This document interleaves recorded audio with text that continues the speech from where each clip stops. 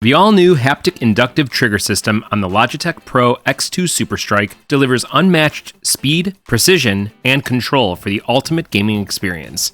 Here's how you can customize it via G-Hub. In G-Hub, click on the Hits configuration menu. You'll see 3 subcategories.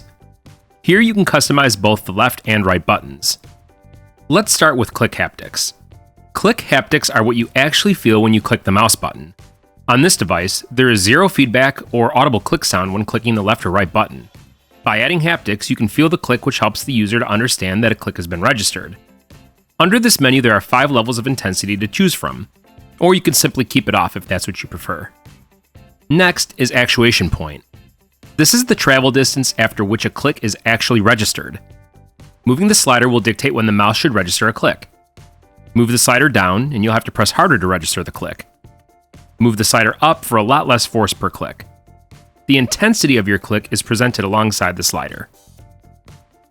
Finally, we have Rapid Trigger. Rapid Trigger allows you to remove full releases, meaning you can re-engage the switch again without a full release. Reset and re-trigger insanely fast. Use the slider to set it if you want a fast reset or a slow reset. Last but not least, you can share your settings or import other settings via the share icon at the top. And there you go. If you have any questions or for more information, please feel free to reach out to us at our support site, link in the description. Thanks for joining me, and I'll see you next time.